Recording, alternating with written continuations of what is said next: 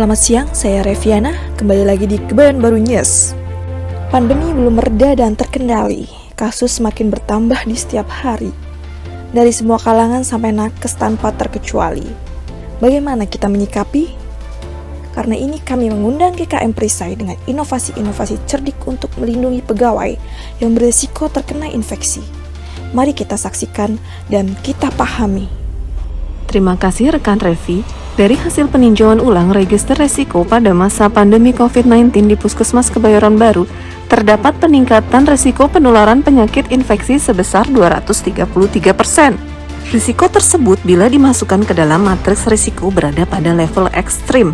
Selain itu, wabah COVID-19 telah ditetapkan sebagai pandemi global oleh WHO.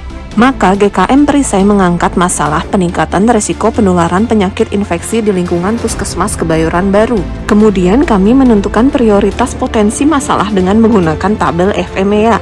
Didapatkan persen RPM paling tinggi pada pencegahan dan pengendalian penularan infeksi COVID-19 pada pegawai sebesar 58,70%. Karenanya, kami sepakat mengangkat tema perbaikan, menurunkan risiko penularan penyakit infeksi COVID-19 pada pegawai di lingkungan Puskesmas Kecamatan Kebayoran Baru. Selanjutnya, berdasarkan Permenkes nomor 52 tahun 2018 tentang standar K3 di Fasiankes meliputi pengenalan potensi bahaya dan pengendalian resiko K3 di Fasiankes. Kemudian tim GKM melakukan identifikasi ulang resiko penularan COVID-19 terhadap pegawai. Didapatkan resiko sebesar 25 yang masuk ke dalam resiko ekstrim.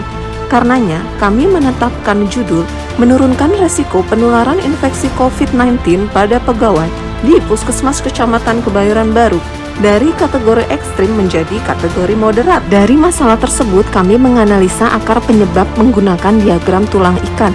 Didapatkan 10 penyebab.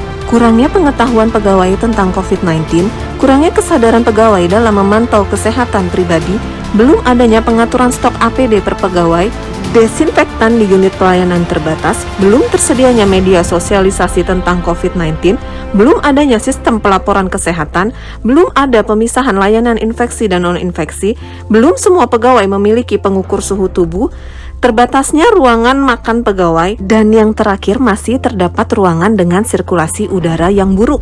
Demikian, selanjutnya untuk alternatif risiko akan dijelaskan oleh rekan saya Silvi. Baik, terima kasih rekan Alfi. Pemirsa, tim GKM Perisai telah merangkum ide alternatif solusi untuk mengatasi akar penyebab masalah tadi. Yang pertama, membuat media informasi tentang COVID-19 dan upaya pencegahan penularannya di area puskesmas.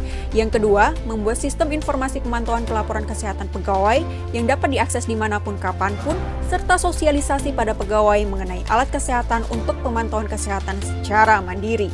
Yang ketiga adalah mengatur pembagian APD untuk stok APD pegawai.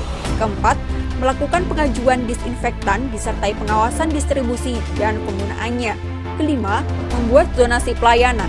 Keenam, merancang pemetaan ruang untuk makan dan istirahat bagi pegawai.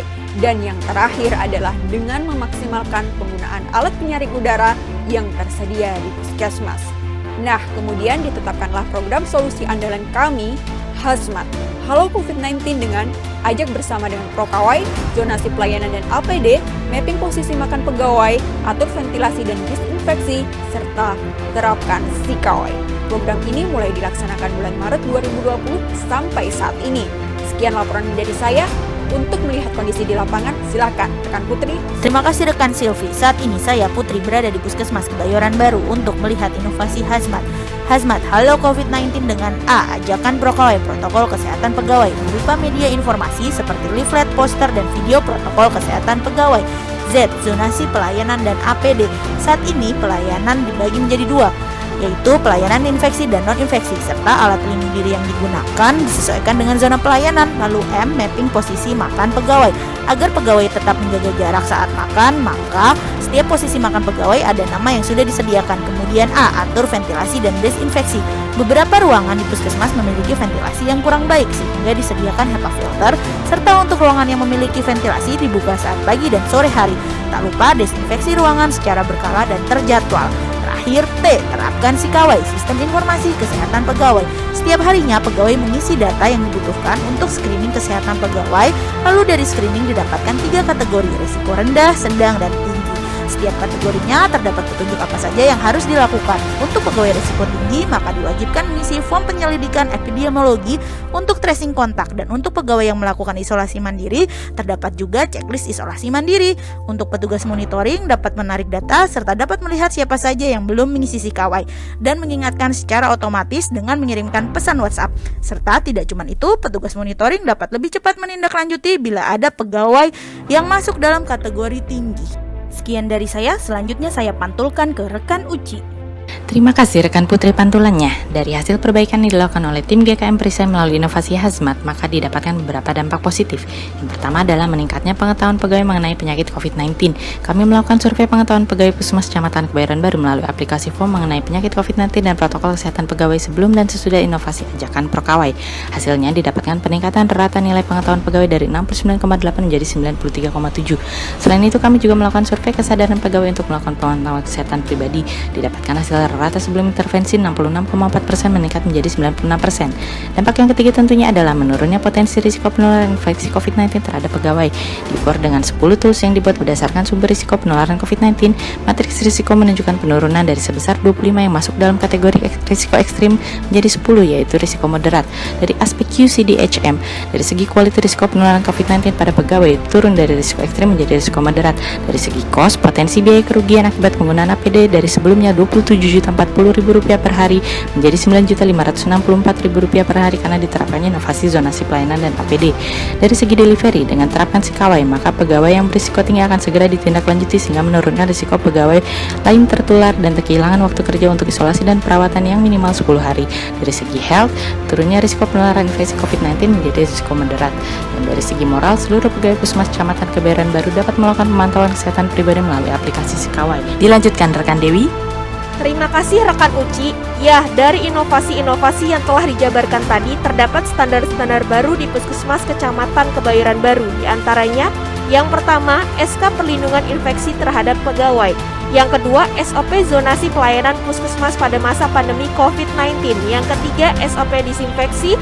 Yang keempat, SOP pemetaan ruang untuk makan pegawai di masa pandemi COVID-19. Yang kelima, SOP penggunaan APD.